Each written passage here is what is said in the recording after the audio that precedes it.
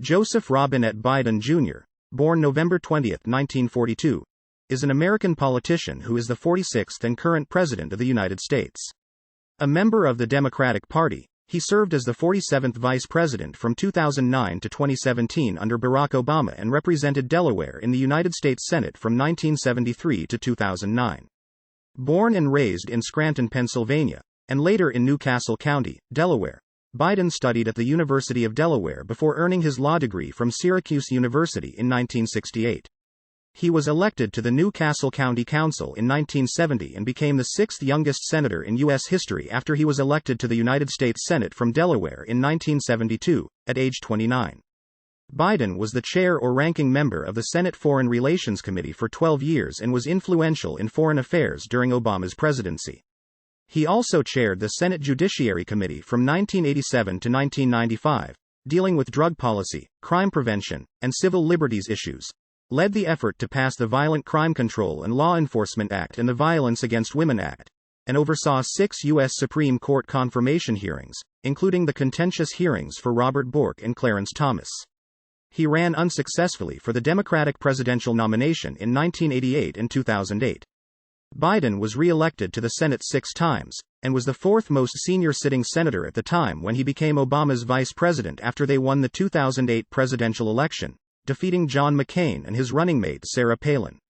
During 8 years as vice president, Biden leaned on his Senate experience and frequently represented the administration in negotiations with congressional Republicans, including on the Budget Control Act of 2011, which resolved a debt ceiling crisis, and the American Taxpayer Relief Act of 2012, which addressed the impending fiscal cliff. He also oversaw infrastructure spending in 2009 to counteract the Great Recession.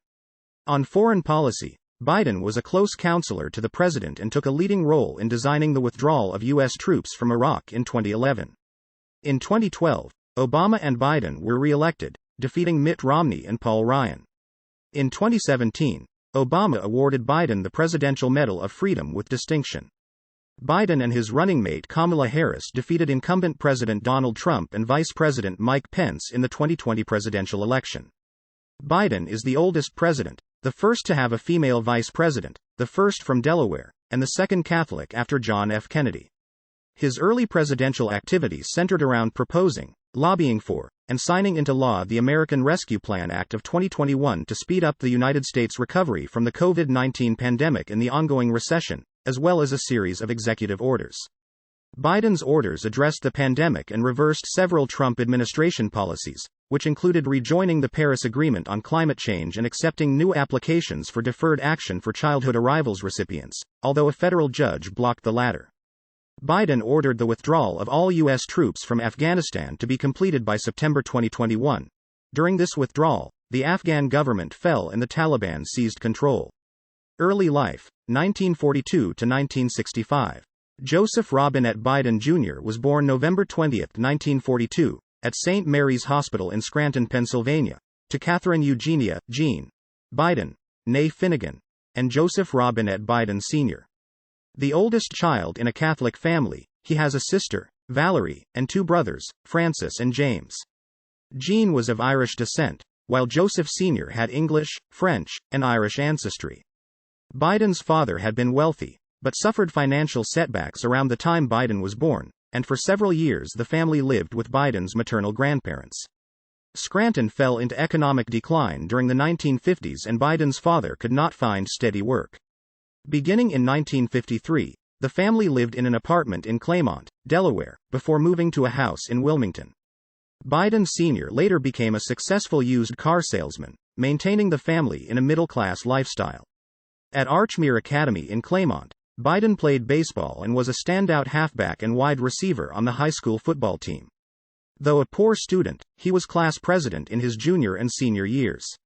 He graduated in 1961. At the University of Delaware in Newark, Biden briefly played freshman football and, as an unexceptional student, earned a Bachelor of Arts degree in 1965 with a double major in history and political science, and a minor in English. Biden has a stutter, which has improved since his early 20s. He says he reduced it by reciting poetry before a mirror, but some observers suggested it affected his performance in the 2020 Democratic Party presidential debates. Marriages, law school, and early career. 1966 to 1972. On August 27, 1966, Biden married Nelia Hunter, 1942 to 1972, a student at Syracuse University, after overcoming her parents' reluctance for her to wed a Roman Catholic. The ceremony was held in a Catholic church in Skaneateles, New York. They had 3 children: Joseph R. Beau Biden III, 1969 to 2015, Robert Hunter Biden, born 1970, and Naomi Christina, Amy, Biden, 1971-1972. In 1968, Biden earned a Juris Doctor from Syracuse University College of Law, ranked 76th in his class of 85, after failing a course due to an acknowledged mistake when he plagiarized a law review article for a paper he wrote in his first year at law school. He was admitted to the Delaware bar in 1969. Biden had not openly supported or opposed the Vietnam War until he ran for Senate and opposed Nixon's conduct of the war. While studying at the University of Delaware and Syracuse University, Biden obtained 5 student draft deferments, at a time when most draftees were sent to the Vietnam War. In 1968, based on a physical examination, he was given a conditional medical deferment. In 2008, a spokesperson for Biden said his having had asthma as a teenager was the reason for the deferment. In 1968, Biden clerked at a Wilmington law firm headed by prominent local Republican William Prickett and, he later said, thought of myself as a Republican. He disliked incumbent Democratic Delaware Governor Charles L. Terry's conservative racial politics and supported a more liberal Republican, Russell W. Peterson, who defeated Terry in 1968. Biden was recruited by local Republicans but registered as an independent because of his distaste for Republican presidential candidate Richard Nixon. In 1969, Biden practiced law first as a public defender and then at a firm headed by a locally active Democrat who named him to the Democratic Forum, a group trying to reform and revitalize the state party. Biden subsequently re-registered as a Democrat. He and another attorney also formed a law firm. Corporate law, however, did not appeal to him, and criminal law did not pay well. He supplemented his income by managing properties. In 1970, Biden ran for the 4th district seat on the New Castle County Council on a liberal platform that included support for public housing in the suburbs. The seat had been held by Republican Henry R. Folsom, who was running in the 5th district following a reapportionment of council districts. Biden won the general election by defeating Republican Lawrence T. Messick, and took office on January 5, 1971. He served until January 1, 1973, and was succeeded by Democrat Francis R. Swift. During his time on the county council, Biden opposed large highway projects, which he argued might disrupt Wilmington neighborhoods. 1972 U.S. Senate campaign in Delaware. In 1972, Biden defeated Republican incumbent J. Caleb Boggs to become the junior U.S. Senator from Delaware. He was the only Democrat willing to challenge Boggs. With minimal campaign funds, he was given no chance of winning. Family members managed and staffed the campaign, which relied on meeting voters face-to-face and hand-distributing position papers, an approach made feasible by Delaware's small size. He received help from the AFL-CIO and Democratic pollster Patrick Cadell. His platform focused on the environment, withdrawal from Vietnam, civil rights, mass transit, equitable taxation, healthcare, and public dissatisfaction with politics as usual. A few months before the election, Biden trailed Boggs by almost 30 percentage points, but his energy, attractive young family, and ability to connect with voters' emotions worked to his advantage, and he won with 50.5% of the vote. At the time of his election, he was still 29 years old, but reached the constitutionally required age of 30 before he was sworn in as senator. Death of wife and daughter. On December 18, 1972, a few weeks after the election, Biden's wife Nelia and 1-year-old daughter Naomi were killed in an automobile accident while Christmas shopping in Hockessin, Delaware. Nelia's station wagon was hit by a semi-trailer truck as she pulled out from an intersection. Their sons Beau, aged 3, and Hunter, aged 2, survived the accident and were taken to the hospital in fair condition, Beau with a broken leg and other wounds and Hunter with a minor skull fracture and other head injuries. Biden considered resigning to care for them, but Senate Majority Leader Mike Mansfield persuaded him not to. Years later, Biden said he had heard that the truck driver allegedly drank alcohol before the collision. The driver's family denied that claim, and the police never substantiated it. Biden later apologized to the family. The accident had filled him with anger and religious doubt. He wrote that he felt God had played a horrible trick on him, and he had trouble focusing on work. Second marriage. Biden credits his second wife, teacher Jill Tracy Jacobs, with the renewal of his interest in politics and life. They met in 1975 on a blind date and were married at the United Nations Chapel in New York on June 17, 1977. They spent their honeymoon at Lake Balaton in the Hungarian People's Republic, behind the Iron Curtain. They are Roman Catholics and attend Mass at St. Joseph's on the Brandywine in Greenville, Delaware. Their daughter Ashley Biden, born 1981, is a social worker. She is married to physician Howard Crane. Beau Biden became an Army judge advocate in Iraq and later Delaware Attorney General. He died of brain cancer in 2015. Hunter Biden is a Washington lobbyist and investment advisor. Teaching. From 1991 to 2008, as an adjunct professor, Biden co-taught a seminar on constitutional law at Widener University School of Law. The seminar often had a waiting list. Biden sometimes flew back from overseas to teach the class. U.S. Senate, 1973 to 2009. Senate activities. In January 1973, Secretary of the Senate Francis R. Valeo swore Biden in at the Delaware Division of the Wilmington Medical Center. Present were his sons Beau, whose leg was still in traction from the automobile accident, and Hunter and other family members. At 30, he was the sixth youngest senator in U.S. history. To see his sons, Biden traveled by train between his Delaware home and D.C., 74 minutes each way, and maintained this habit throughout his 36 years in the Senate. During his early years in the Senate, Biden focused on consumer protection and environmental issues and called for greater government accountability. In a 1974 interview, he described himself as liberal on civil rights and liberties, senior citizens' concerns and healthcare, but conservative on other issues, including abortion and military conscription. In his first decade in the Senate, Biden focused on arms control. After Congress failed to ratify the SALT II treaty signed in 1979 by Soviet General Secretary Leonid Brezhnev and President Jimmy Carter, Biden met with Soviet Foreign Minister Andrei Gromyko to communicate American concerns and secured changes that addressed the Senate Foreign Relations Committee's objections. When the Reagan administration wanted to interpret the 1972 SALT I treaty loosely to allow development of the Strategic Defense Initiative, Biden argued for strict adherence to the treaty. He received considerable attention when he excoriated Secretary of State George Shultz at a Senate hearing for the Reagan administration's support of South Africa despite its continued policy of apartheid. Biden became ranking minority member of the Senate Judiciary Committee in 1981. In 1984, he was a Democratic floor manager for the successful passage of the Comprehensive Crime Control Act. His supporters praised him for modifying some of the law's worst provisions, and it was his most important legislative accomplishment to that time. In 1994, Biden helped pass the Violent Crime Control and Law Enforcement Act, also known as the Biden Crime Law, which included a ban on assault weapons, and the Violence Against Women Act, which he has called his most significant legislation. The 1994 crime law was unpopular among progressives and criticized for resulting in mass incarceration. In 2019, Biden called his role in passing the bill a big mistake, citing its policy on crack cocaine and saying that the bill trapped an entire generation.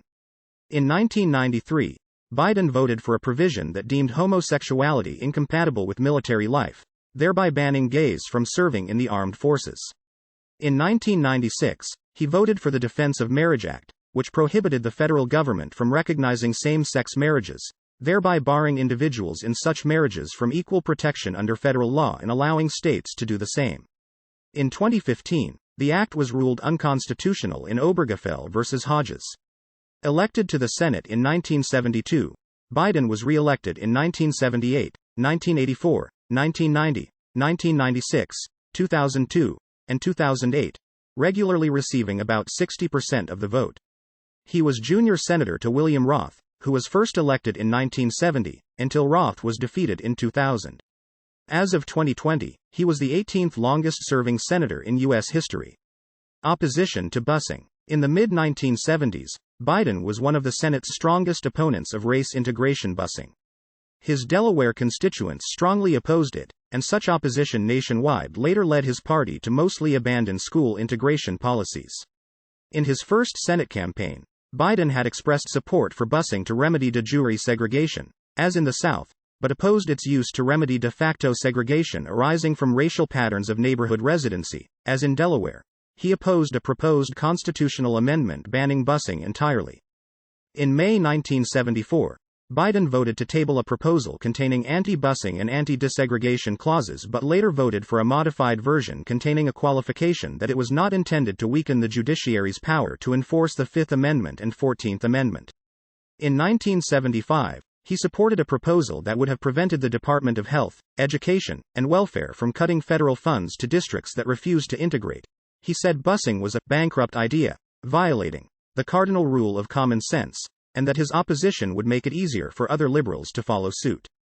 At the same time, he supported initiatives on housing, job opportunities, and voting rights. Biden supported a measure forbidding the use of federal funds for transporting students beyond the school closest to them. In 1977, he co-sponsored an amendment closing loopholes in that measure, which President Carter signed into law in 1978. Brain surgeries. In February 1988, after several episodes of increasingly severe neck pain, Biden was taken by ambulance to Walter Reed Army Medical Center for surgery to correct a leaking intracranial berry aneurysm. While recuperating, he suffered a pulmonary embolism, a serious complication. After a second aneurysm was surgically repaired in May, Biden's recuperation kept him away from the Senate for 7 months. 1988 presidential campaign.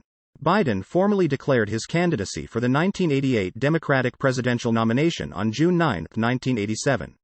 He was considered a strong candidate because of his moderate image, his speaking ability, his high profile as chair of the Senate Judiciary Committee at the upcoming Robert Bork Supreme Court nomination hearings, and his appeal to baby boomers. He would have been the second youngest person elected president, after John F. Kennedy. He raised more in the first quarter of 1987 than any other candidate. By August, his campaign's messaging had become confused due to staff rivalries, and in September, he was accused of plagiarizing a speech by British Labour Party leader Neil Kinnock. Biden's speech had similar lines about being the first person in his family to attend university. Biden had credited Kinnock with the formulation on previous occasions, but did not on 2 occasions in late August.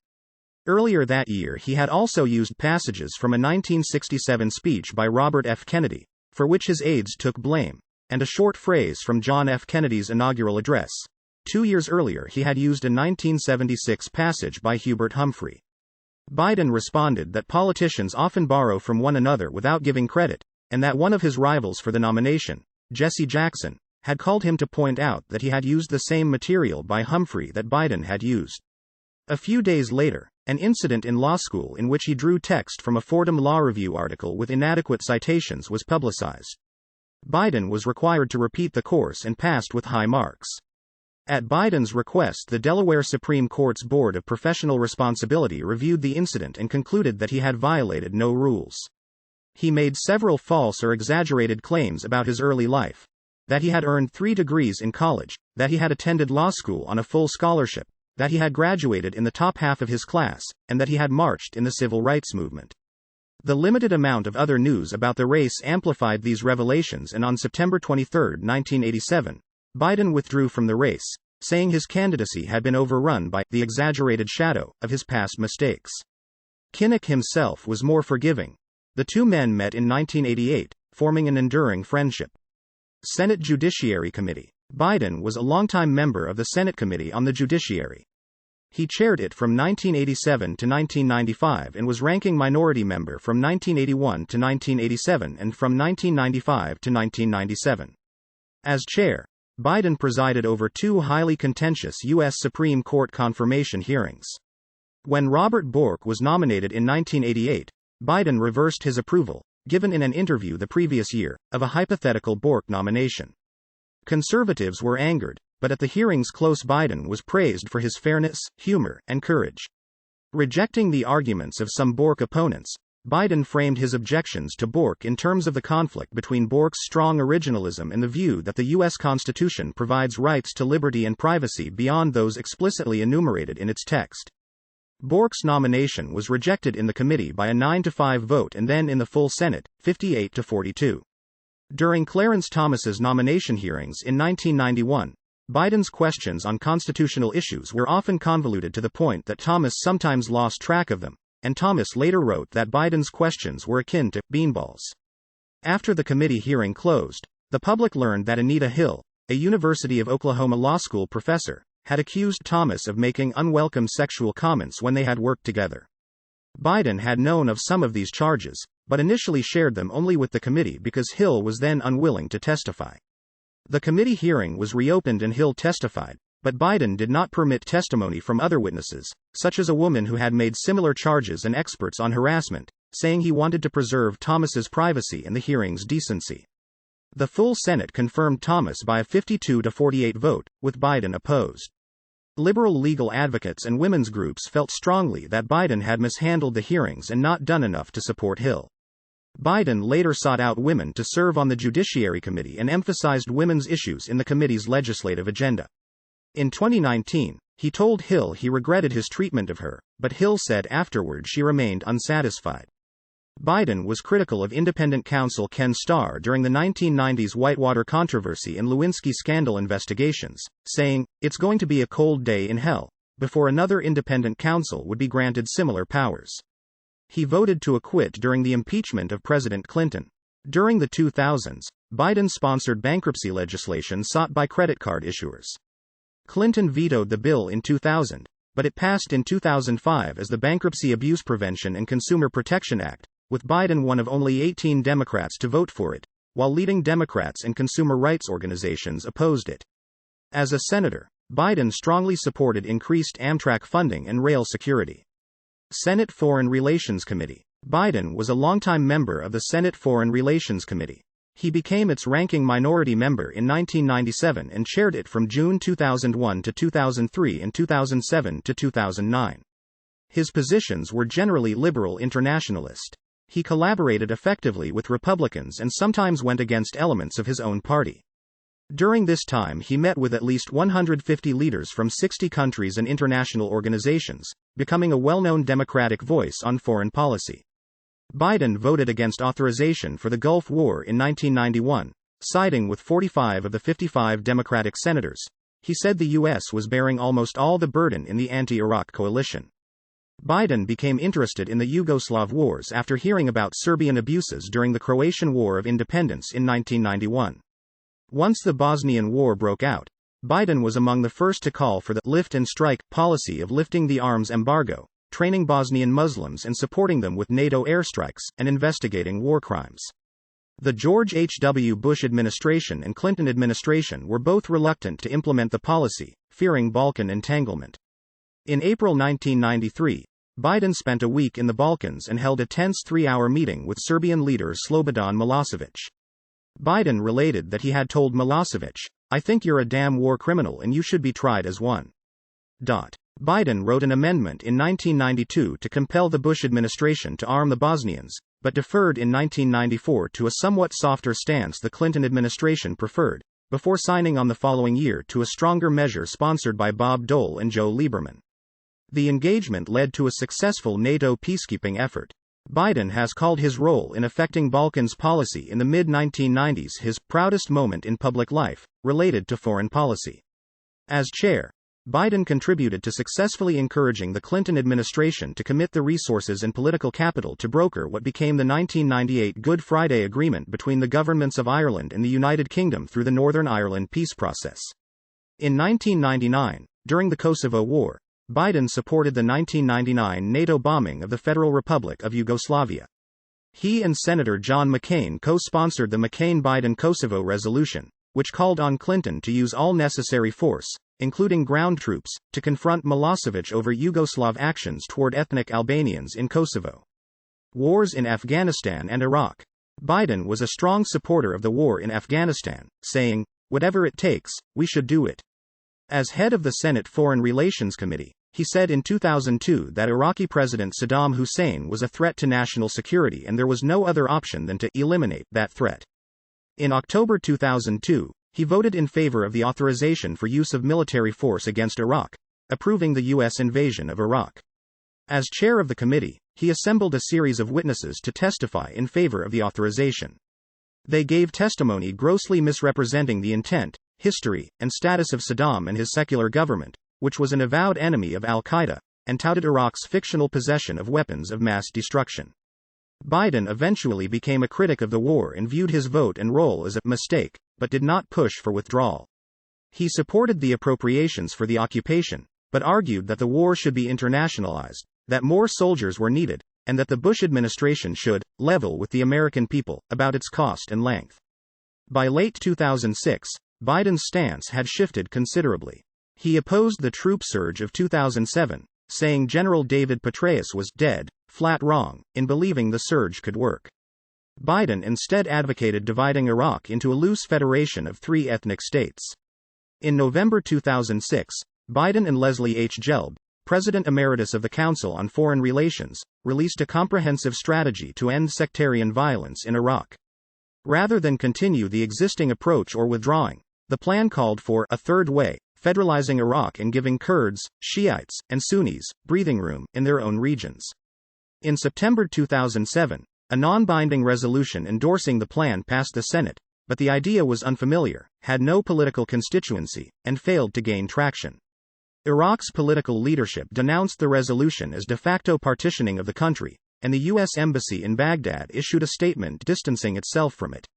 In May 2008, Biden sharply criticized President George W. Bush's speech to Israel's Knesset, in which Bush compared some Democrats to Western leaders who appeased Hitler before World War II.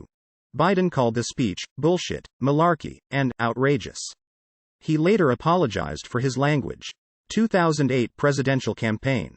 After exploring the possibility of a run in several previous cycles, in January 2007, Biden declared his candidacy in the 2008 elections. During his campaign, Biden focused on the Iraq War, his record as chairman of major Senate committees, and his foreign policy experience. In mid-2007, Biden stressed his foreign policy expertise compared to Obama's. Biden was noted for his one-liners during the campaign. In one debate he said of Republican candidate Rudy Giuliani, "There's only 3 things he mentions in a sentence: a noun, and a verb, and 9/11." Biden had difficulty raising funds, struggled to draw people to his rallies, and failed to gain traction against the high-profile candidacies of Obama and Senator Hillary Clinton. He never rose above single digits in national polls of the Democratic candidates. In the first contest on January 3, 2008, Biden placed 5th in the Iowa caucuses, garnering slightly less than 1% of the state delegates. He withdrew from the race that evening. Despite its lack of success, Biden's 2008 campaign raised his stature in the political world. In particular, it changed the relationship between Biden and Obama. Although they had served together on the Senate Foreign Relations Committee, they had not been close. Biden resented Obama's quick rise to political stardom, while Obama viewed Biden as garrulous and patronizing. Having gotten to know each other during 2007, Obama appreciated Biden's campaign style and appeal to working-class voters, and Biden said he became convinced Obama was the real deal. 2008 vice presidential campaign. Shortly after Biden withdrew from the presidential race, Obama privately told him he was interested in finding an important place for Biden in his administration. Biden declined Obama's first request to vet him for the vice presidential slot, fearing the vice presidency would represent a loss in status and voice from his Senate position, but he later changed his mind. In early August, Obama and Biden met in secret to discuss the possibility, and developed a strong personal rapport. On August 22, 2008, Obama announced that Biden would be his running mate. The New York Times reported that the strategy behind the choice reflected a desire to fill out the ticket with someone with foreign policy and national security experience, and not to help the ticket win a swing state or to emphasize Obama's change message. Others pointed out Biden's appeal to middle-class and blue-collar voters, as well as his willingness to aggressively challenge Republican nominee John McCain in a way that Obama seemed uncomfortable doing at times.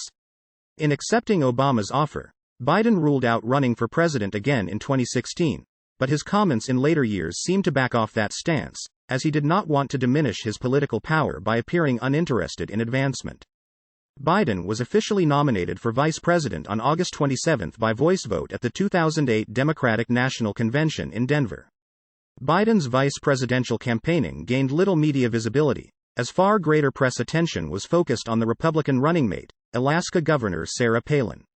During 1 week in September 2008, for instance, The Pew Research Center's Project for Excellence in Journalism found that Biden was included in only 5% of coverage of the race, far less than the other three candidates on the tickets received. Biden nevertheless focused on campaigning in economically challenged areas of swing states and trying to win over blue-collar Democrats, especially those who had supported Hillary Clinton. Biden attacked McCain heavily despite a long-standing personal friendship. He said, "That guy the first used to know, he's gone. It literally saddens me." As the financial crisis of 2007 to 2010 reached a peak with the liquidity crisis of September 2008 and the proposed bailout of the United States financial system became a major factor in the campaign, Biden voted in favor of the $700 billion Emergency Economic Stabilization Act of 2008, which went on to pass in the Senate 74 to 25. On October 2, 2008, Biden participated in the vice presidential debate with Palin at Washington University in St. Louis. Post-debate polls found that while Palin exceeded many voters' expectations, Biden had won the debate overall. During the campaign's final days, he focused on less populated, older, less well-off areas of battleground states, especially Florida, Ohio, and Pennsylvania, where polling indicated he was popular and where Obama had not campaigned or performed well in the Democratic primaries. He also campaigned in some normally Republican states, as well as in areas with large Catholic populations. Under instructions from the campaign, Biden kept his speeches succinct and tried to avoid offhand remarks, such as one he made about Obama's being tested by a foreign power soon after taking office, which had attracted negative attention. Privately, Biden's remarks frustrated Obama. "How many times is Biden gonna say something stupid?" he asked. Obama campaign staffers referred to Biden blunders as Joe bombs, and kept Biden uninformed about strategy discussions, which in turn irked Biden. Relations between the two campaigns became strained for a month, until Biden apologized on a call to Obama and the two built a stronger partnership. Publicly, Obama strategist David Axelrod said Biden's high popularity ratings had outweighed any unexpected comments. Nationally, Biden had a 60% favorability rating in a Pew Research Center poll, compared to Palin's 44%. On November 4, 2008, Obama and Biden were elected with 53% of the popular vote and 365 electoral votes to McCain-Palin's 173. At the same time Biden was running for vice president, he was also running for re-election to the Senate, as permitted by Delaware law. On November 4, he was re-elected to the Senate, defeating Republican Christine O'Donnell. Having won both races, Biden made a point of waiting to resign from the Senate until he was sworn in for his seventh term on January 6, 2009. He became the youngest senator ever to start a seventh full term, and said, "In all my life, the greatest honor bestowed upon me has been serving the people of Delaware as their United States Senator." Biden cast his last Senate vote on January 15, supporting the release of the second $350 billion for the Troubled Asset Relief Program, and resigned from the Senate later that day. In an emotional farewell, Biden told the Senate, "Every good thing I have seen happen here, every bold step taken in the 36-plus years I have been here, came not from the application of pressure by interest groups, but through the maturation of personal relationships." Delaware Governor Ruth Ann Minner appointed longtime Biden advisor Ted Kaufman to fill Biden's vacated Senate seat. Vice Presidency, 2009 to 2017. First term, 2009 to 2013. Biden said he intended to eliminate some explicit roles assumed by George W. Bush's vice president, Dick Cheney, and did not intend to emulate any previous vice presidency. He chaired Obama's transition team and headed an initiative to improve middle-class economic well-being. In early January 2009, in his last act as chairman of the Foreign Relations Committee, he visited the leaders of Iraq, Afghanistan and Pakistan, and on January 20 he was sworn in as the 47th Vice President of the United States, the first vice president from Delaware and the first Roman Catholic vice president. Obama was soon comparing Biden to a basketball player, who does a bunch of things that don't show up in the stat sheet. In May, Biden visited Kosovo and affirmed the U.S. position that its independence is irreversible. Biden lost an internal debate to Secretary of State Hillary Clinton about sending 21,000 new troops to Afghanistan, but his skepticism was valued, and in 2009, Biden's views gained more influence as Obama reconsidered his Afghanistan strategy. Biden visited Iraq about every 2 months, becoming the administration's point man in delivering messages to Iraqi leadership about expected progress there. More generally, overseeing Iraq policy became Biden's responsibility, Obama was said to have said, "Joe, you do Iraq." Biden said Iraq could be one of the great achievements of this administration. His January 2010 visit to Iraq in the midst of turmoil over banned candidates from the upcoming Iraqi parliamentary election resulted in 59 of the several hundred candidates being reinstated by the Iraqi government 2 days later. By 2012, Biden had made 8 trips there, but his oversight of U.S. policy in Iraq receded with the exit of U.S. troops in 2011. Biden oversaw infrastructure spending from the Obama stimulus package intended to help counteract the ongoing recession. During this period, Biden was satisfied that no major instances of waste or corruption had occurred, and when he completed that role in February 2011, he said the number of fraud incidents with stimulus monies had been less than 1%. In late April 2009, Biden's off-message response to a question during the beginning of the swine flu outbreak, that he would advise family members against traveling on airplanes or subways, led to a swift retraction by the White House. The remark revived Biden's reputation for gaffes. Confronted with rising unemployment through July 2009, Biden acknowledged that the administration had misread how bad the economy was, but maintained confidence the stimulus package would create many more jobs once the pace of expenditures picked up. On March 23, 2010, a microphone picked up Biden telling the president that his signing the Patient Protection and Affordable Care Act was a big fucking deal during live national news telecasts. Despite their different personalities, Obama and Biden formed a friendship, partly based around Obama's daughter Sasha and Biden's granddaughter Maisie, who attended Sidwell Friends School together. Members of the Obama administration said Biden's role in the White House was to be a contrarian and force others to defend their positions. Rahm Emanuel, White House Chief of Staff, said that Biden helped counter groupthink. White House Press Secretary Jay Carney, Biden's former communications director, said Biden played the role of the bad guy in the Situation Room. Another senior Obama advisor said Biden is always prepared to be the skunk at the family picnic to make sure we are as intellectually honest as possible. Obama said, "The best thing about Joe is that when we get everybody together, he really forces people to think and defend their positions, to look at things from every angle, and that is very valuable for me." The Bidens maintained a relaxed atmosphere at their official residence in Washington, often entertaining their grandchildren, and regularly returned to their home in Delaware.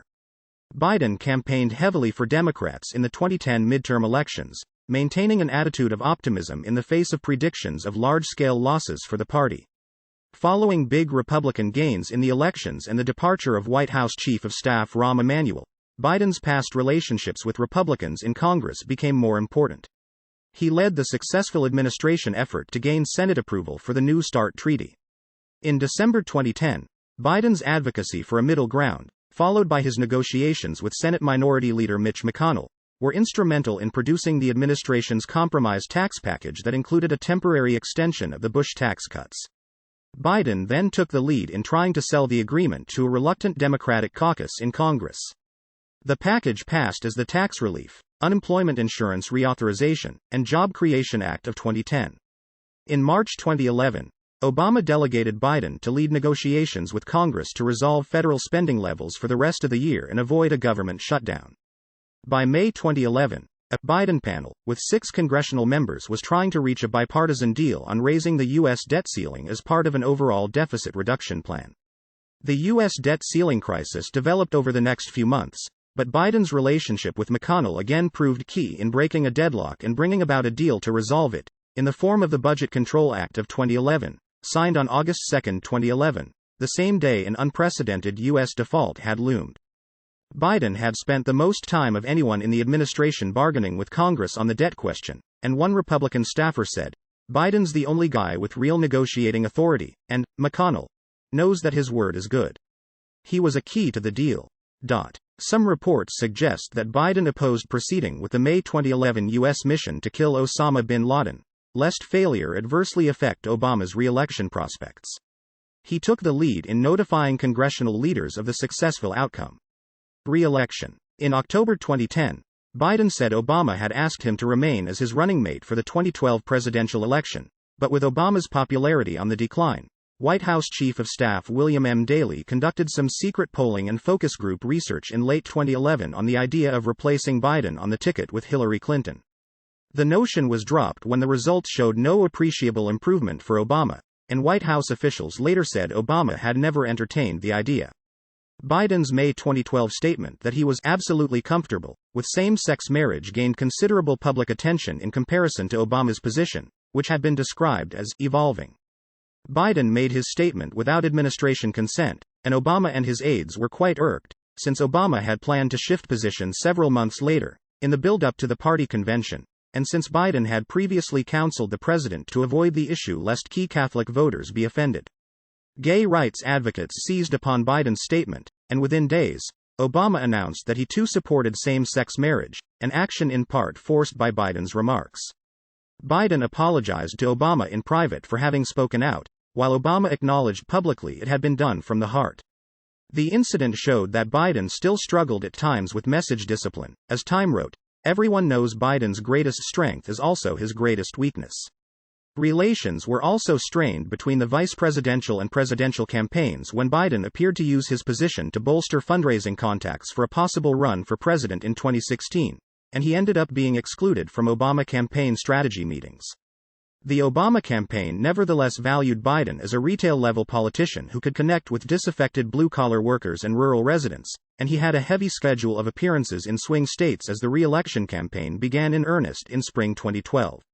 An August 2012 remark before a mixed-race audience that Republican proposals to relax Wall Street regulations would put y'all back in chains led to a similar analysis of Biden's face-to-face campaigning abilities versus his tendency to go off track. The Los Angeles Times wrote, "Most candidates give the same stump speech over and over, putting reporters if not the audience to sleep. But during any Biden speech, there might be a dozen moments to make press handlers cringe, and prompt reporters to turn to each other with amusement and confusion." Time magazine wrote that Biden often went too far and, along with the familiar Washington mix of neediness and overconfidence, Biden's brain is wired for more than the usual amount of goofiness. Biden was nominated for a second term as vice president at the 2012 Democratic National Convention in September. Debating his Republican counterpart, Representative Paul Ryan, in the vice presidential debate on October 11, he made a spirited and emotional defense of the Obama administration's record and energetically attacked the Republican ticket. On November 6, Obama and Biden won re-election over Mitt Romney and Paul Ryan with 332 of 538 Electoral College votes and 51% of the popular vote. In December 2012, Obama named Biden to head the Gun Violence Task Force, created to address the causes of gun violence in the United States in the aftermath of the Sandy Hook Elementary School shooting. Later that month, during the final days before the United States fell off the fiscal cliff, Biden's relationship with McConnell again proved important as the two negotiated a deal that led to the American Taxpayer Relief Act of 2012 being passed at the start of 2013. It made many of the Bush tax cuts permanent but raised rates on upper income levels. Second term, 2013 to 2017. Biden was inaugurated to a second term on January 20, 2013, at a small ceremony at No. 1 Observatory Circle, his official residence, with Justice Sonia Sotomayor presiding. A public ceremony took place on January 21. Biden played little part in discussions that led to the October 2013 passage of the Continuing Appropriations Act, 2014, which resolved the federal government shutdown of 2013 and the debt ceiling crisis of 2013. This was because Senate Majority Leader Harry Reid and other Democratic leaders cut him out of any direct talks with Congress, feeling Biden had given too much away during previous negotiations. Biden's Violence Against Women Act was reauthorized again in 2013. The act led to related developments, such as the White House Council on Women and Girls, begun in the first term, as well as the White House Task Force to Protect Students from Sexual Assault, begun in January 2014 with Biden and Valerie Jarrett as co-chairs. Biden discussed federal guidelines on sexual assault on university campuses while giving a speech at the University of New Hampshire. He said, "No means no, if you're drunk or you're sober. No means no if you're in bed, in a dorm or on the street. No means no even if you said yes at first and you changed your mind. No means no." Biden favored arming Syria's rebel fighters. As Iraq fell apart during 2014, renewed attention was paid to the Biden-Gelb Iraqi federalization plan of 2006, with some observers suggesting Biden had been right all along. Biden himself said the U.S. would follow ISIL to the gates of hell. Biden had close relationships with several Latin American leaders and was assigned to focus on the region during the administration. He visited the region 16 times during his vice presidency, the most of any president or vice president. In 2015, Speaker of the House John Boehner and Senate Majority Leader Mitch McConnell invited Israeli Prime Minister Benjamin Netanyahu to address a joint session of Congress without notifying the Obama administration. This defiance of protocol led Biden and more than 50 congressional Democrats to skip Netanyahu's speech. In August 2016, Biden visited Serbia, where he met with Serbian President Aleksandar Vučić and expressed his condolences for civilian victims of the bombing campaign during the Kosovo War. In Kosovo, he attended a ceremony renaming a highway after his son Bo, in honor of Bo's service to Kosovo in training its judges and prosecutors. Biden never cast a tie-breaking vote in the Senate, making him the longest-serving vice president with this distinction. Role in the 2016 presidential campaign. During his second term, Biden was often said to be preparing for a possible bid for the 2016 Democratic presidential nomination. With his family, many friends, and donors encouraging him in mid-2015 to enter the race, and with Hillary Clinton's favorability ratings in decline at that time, Biden was reported to again be seriously considering the prospect, and a Draft Biden 2016 Inches PAC was established. As of September 11, 2015, Biden was still uncertain about running. He felt his son's recent death had largely drained his emotional energy, and said, "Nobody has a right to seek that office unless they're willing to give it 110% of who they are." On October 21, speaking from a podium in the Rose Garden with his wife and Obama by his side, Biden announced his decision not to run for president in 2016. In January 2016, Biden affirmed that it was the right decision, but admitted to regretting not running for president every day. After Obama endorsed Hillary Clinton on June 9, 2016, Biden endorsed her later that day. Throughout the 2016 election, Biden strongly criticized Clinton's opponent, Donald Trump, in often colorful terms. Subsequent activities, 2017 to 2019. After leaving the vice presidency, Biden became a professor at the University of Pennsylvania, while continuing to lead efforts to find treatments for cancer. In 2017, he wrote a memoir, Promise Me, Dad, and went on a book tour. Biden earned $15.6 million in 2017-2018. In 2018, he gave a eulogy for Senator John McCain, praising McCain's embrace of American ideals and bipartisan friendships. Biden remained in the public eye, endorsing candidates while continuing to comment on politics, climate change, and the presidency of Donald Trump. He also continued to speak out in favor of LGBT rights, continuing advocacy on an issue he had become more closely associated with during his vice presidency. In 2019, Biden criticized Brunei for its intention to implement Islamic laws that would allow death by stoning for adultery and homosexuality, calling it appalling and immoral, and saying, "There is no excuse, not culture, not tradition, for this kind of hate and inhumanity." By 2019, Biden and his wife reported that their assets had increased to between $2.2 million and $8 million from speaking engagements and a contract to write a set of books. 2020 presidential campaign. Speculation and announcement. Between 2016 and 2019, media outlets often mentioned Biden as a likely candidate for president in 2020. When asked if he would run, he gave varied and ambivalent answers, saying, "Never say never." At one point he suggested he did not see a scenario where he would run again, but a few days later, he said, "I'll run if I can walk." A political action committee known as Time for Biden was formed in January 2018, seeking Biden's entry into the race. He finally launched his campaign on April 25, 2019, saying he was prompted to run, among other reasons, by his sense of duty. Campaign. In September 2019, it was reported that Trump had pressured Ukrainian President Volodymyr Zelensky to investigate alleged wrongdoing by Biden and his son Hunter Biden. Despite the allegations, no evidence was produced of any wrongdoing by the Bidens.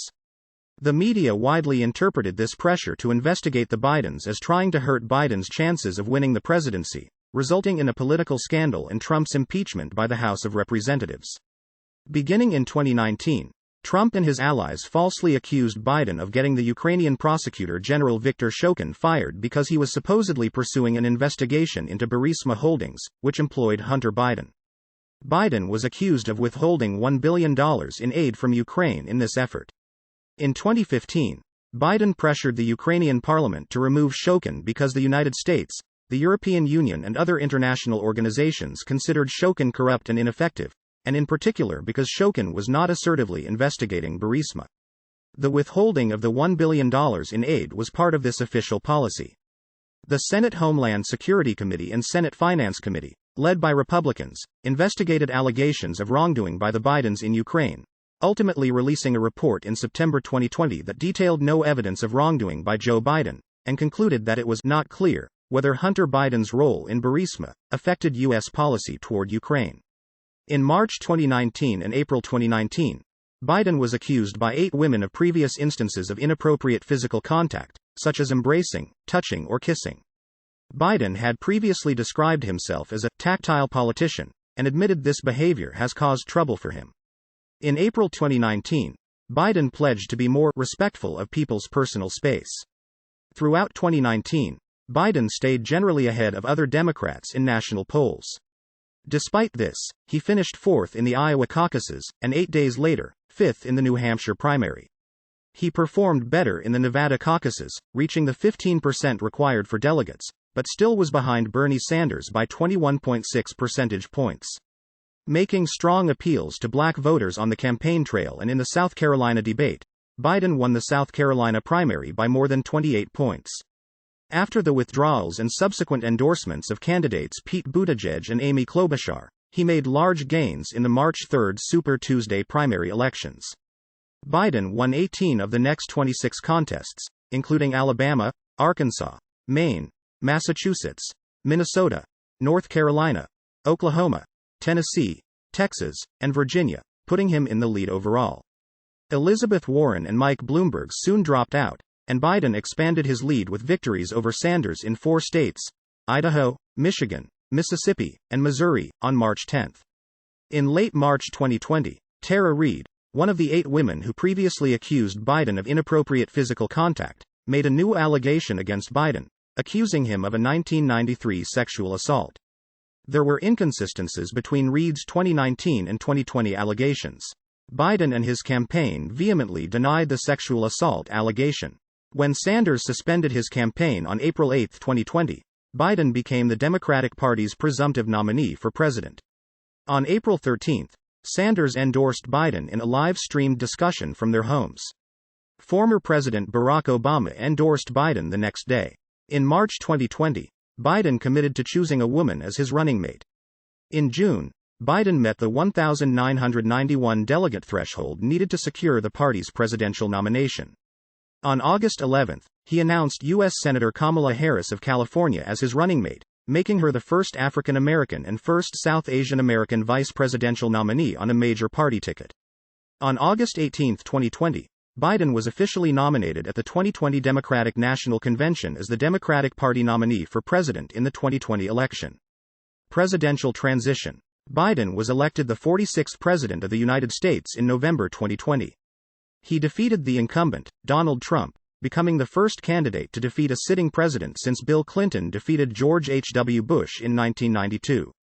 Trump refused to concede, insisting the election had been stolen from him through voter fraud, challenging the results in court and promoting numerous conspiracy theories about the voting and vote counting processes, in an attempt to overturn the election results. Biden's transition was delayed by several weeks as the White House ordered federal agencies not to cooperate. On November 23, General Services Administrator Emily W. Murphy formally recognized Biden as the apparent winner of the 2020 election and authorized the start of a transition process to the Biden administration. On January 6, 2021, during Congress's electoral vote count, Trump told supporters gathered in front of the White House to march to the Capitol, saying, "We will never give up. We will never concede. It doesn't happen. You don't concede when there's theft involved." Soon after, they stormed the Capitol. During the insurrection at the Capitol, Biden addressed the nation, calling the events an unprecedented assault unlike anything we've seen in modern times. He specifically called on Trump to go on national television now to fulfill his oath and defend the Constitution and demand an end to this siege, adding, "It must end now." After the Capitol was cleared, Congress resumed its joint session and officially certified the election results, with Pence declaring Biden and Harris the winners. In December 2020, Biden received his first dose of the Pfizer-BioNTech COVID-19 vaccine at the Christiana Hospital in Delaware, publicly taking the vaccine on live television to build trust in the vaccine and to encourage Americans to get inoculated. He returned for his second dose in January 2021. Presidency, 2021-present. Inauguration. Biden was inaugurated as the 46th President of the United States on January 20, 2021. At 78, he is the oldest person to have assumed the office. He is the second Catholic president, after John F. Kennedy, and the first president whose home state is Delaware. He is the second non-incumbent vice president, after Richard Nixon in 1968, to be elected president. He is also the first president from the silent generation. Biden's inauguration was a muted affair unlike any previous inauguration, due to coronavirus precautions as well as massively increased security measures because of a threat of widespread civil unrest. Biden took the oath of office on the Capitol's West Steps and gave an inaugural address, but there were no spectators on the Mall and no in-person parades or inaugural balls. Trump did not attend, becoming the first outgoing president since 1869 to not attend his successor's inauguration. First 100 days. In his first 2 days as president, Biden signed 17 executive orders, more than most recent presidents did in their first 100 days. By his third day, orders had included rejoining the Paris Climate Agreement, ending the state of national emergency at the border with Mexico, directing the government to rejoin the World Health Organization, face mask requirements on federal property, measures to combat hunger in the United States, and revoking permits for the construction of the Keystone XL pipeline. In his first 2 weeks in office, Biden signed more executive orders than any other president since Franklin D. Roosevelt had in their first month in office. On February 4, 2021, the Biden administration announced that the United States was ending its support for the Saudi-led bombing campaign in Yemen. In his first visit to the State Department as president, Biden said, "This war has to end," and that the conflict had created a humanitarian and strategic catastrophe. On February 25, the Biden administration struck a site in Syria used by 2 Iranian-backed militia groups in response to rocket attacks on American forces in the region in the past 2 weeks. This marked the first known action by the military under Biden. On March 11, the first anniversary of COVID-19 being declared a global pandemic by the World Health Organization, Biden signed into law the American Rescue Plan Act of 2021, a $1.9 trillion economic stimulus relief package he proposed and lobbied for that aimed to speed up the United States' recovery from the economic and health effects of the COVID-19 pandemic and the ongoing recession. The package included direct payments to most Americans, an extension of increased unemployment benefits, funds for vaccine distribution and school reopenings, support for small businesses and state and local governments, and expansions of health insurance subsidies and the child tax credit. Biden's initial proposal included an increase of the federal minimum wage to $15 per hour, but after Senate parliamentarian Elizabeth McDonough determined that including the increase in a budget reconciliation bill would violate Senate rules, Democrats declined to pursue overruling her and removed the increase from the package. Also in March, amid a rise in migrants entering the U.S. from Mexico, Biden told migrants, "Don't come over." He said that the U.S. was arranging a plan for migrants to apply for asylum in place, without leaving their original locations. In the meantime, migrant adults are being sent back, Biden said, in reference to the continuation of the Trump administration's Title 42 policy for quick deportations. Biden earlier announced that his administration would not deport unaccompanied migrant children. The rise in arrivals of such children exceeded the capacity of facilities meant to shelter them, before they were sent to sponsors, leading the Biden administration in March to direct the Federal Emergency Management Agency to help manage these children.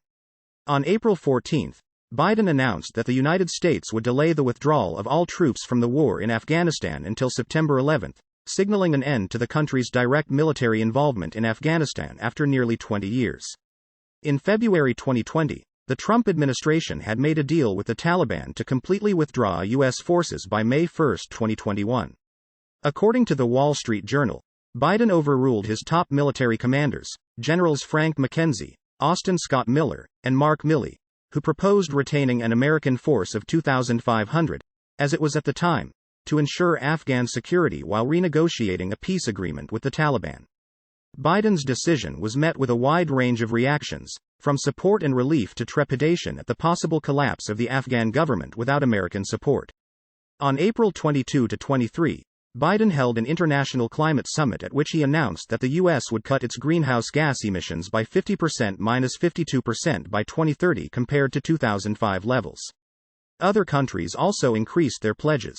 If the pledges made at the summit are met, they will cut global greenhouse gas emissions by 2.6 to 3.7 GTCO2e by 2030. On April 28, the eve of his 100th day in office, Biden delivered his first address to a joint session of Congress, in which he highlighted the effectiveness of COVID-19 vaccines and addressed withdrawing troops from Afghanistan, the murder of George Floyd, and the storming of the U.S. Capitol, while urging Congress to pass comprehensive immigration, gun, and healthcare reform. According to some analysts, such as Alexander Nazarian, Biden broke with both Obama and Trump by spending more and by withdrawing U.S. troops from Afghanistan. Nazarian writes that Biden's approach has been marked by an obvious rejection of the daily chaos of the Trump years, but also, more subtly, by a no less decisive rejection of Obama's proceduralism. His aggressive approach to governing has put Republicans on the back foot, while delighting progressives who didn't think that the 78-year-old former Delaware senator had a wholly original act in the works. Remainder of 2021. In May 2021, during a flare-up in the Israeli-Palestinian conflict, Biden expressed his support for Israel, saying, "My party still supports Israel," amid disagreement from some Democrats. In June 2021, Biden took his first trip abroad as president. In 8 days he visited Belgium, Switzerland, and the United Kingdom. He attended a G7 summit, a NATO summit, and an EU summit, and held one-on-one talks with Russian President Vladimir Putin. On June 17, Biden signed the Juneteenth National Independence Day Act, which officially declared Juneteenth a federal holiday. Juneteenth is the first new federal holiday since Martin Luther King Jr. Day was declared a holiday in 1986.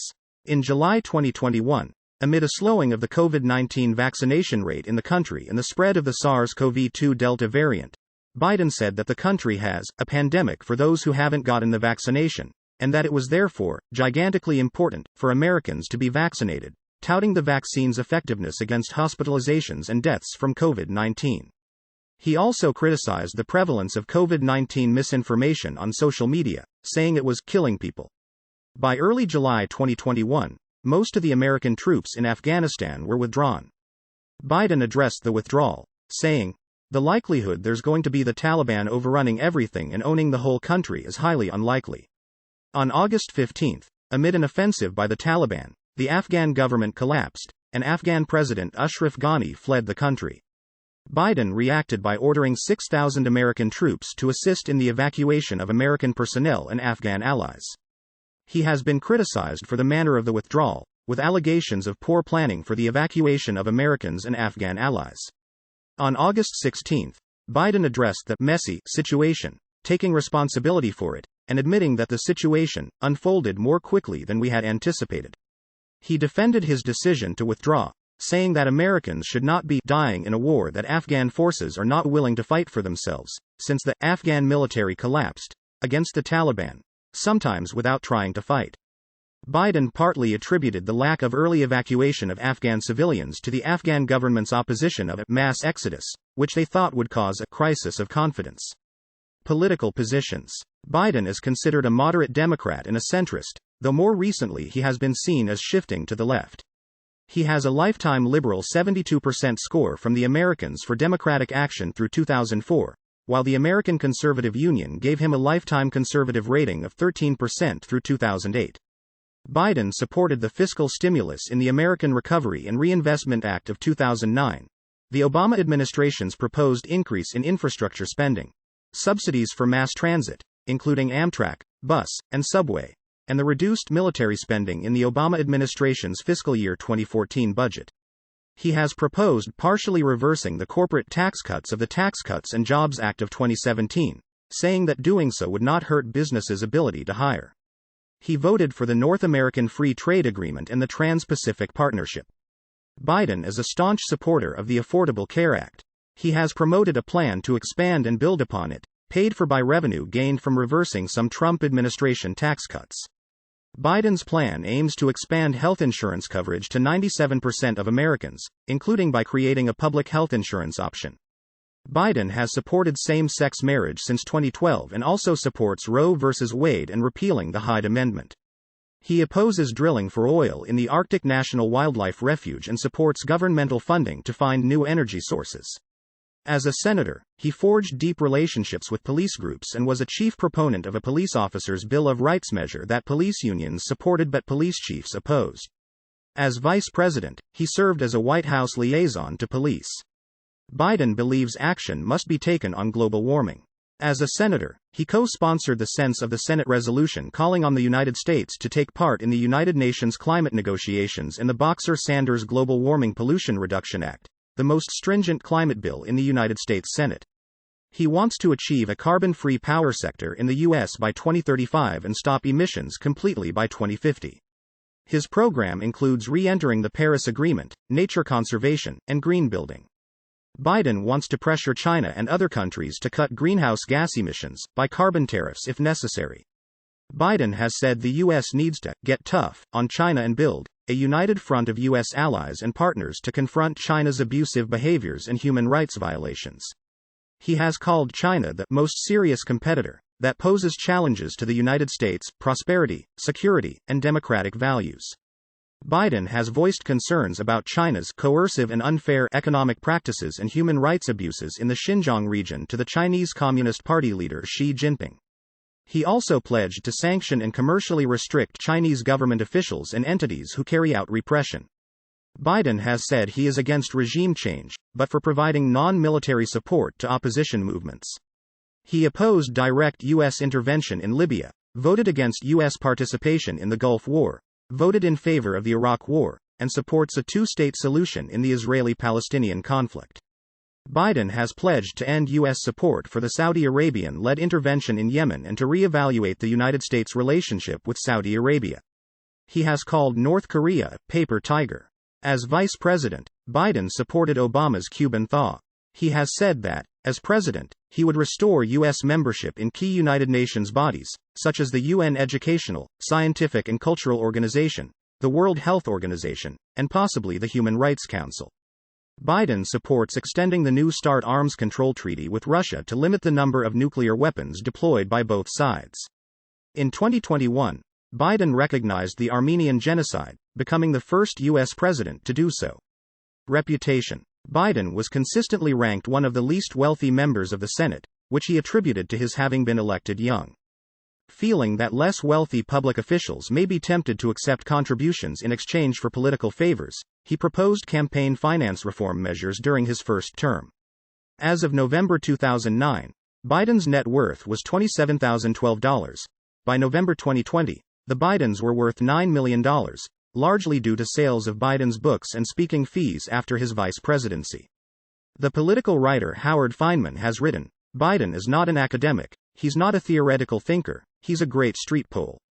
He comes from a long line of working people in Scranton, auto salesmen, car dealers, people who know how to make a sale.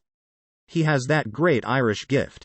Political columnist David S. Broder wrote that Biden has grown over time. He responds to real people. That's been consistent throughout. And his ability to understand himself and deal with other politicians has gotten much, much better. Journalist James Traub has written that Biden is the kind of fundamentally happy person who can be as generous toward others as he is to himself. In recent years, especially after the 2015 death of his elder son Beau, Biden has been noted for his empathetic nature and ability to communicate about grief. In 2020, CNN wrote that his presidential campaign aimed to make him healer-in-chief, while the New York Times described his extensive history of being called upon to give eulogies. Journalist and TV anchor Wolf Blitzer has described Biden as loquacious. He often deviates from prepared remarks and sometimes puts his foot in his mouth. The New York Times wrote that Biden's weak filters make him capable of blurting out pretty much anything. In 2018, Biden called himself a gaffe machine. Publications, books, book contributions, pamphlets, articles. This audio uses material from the Wikipedia article Joe Biden n.wikipedia.org/wiki/Joe_Biden, which is released under the license Creative Commons. Attribution Share Alike 3.0 Unported. CC by SA 3.0 creativecommons.org/licenses/by SA/3.0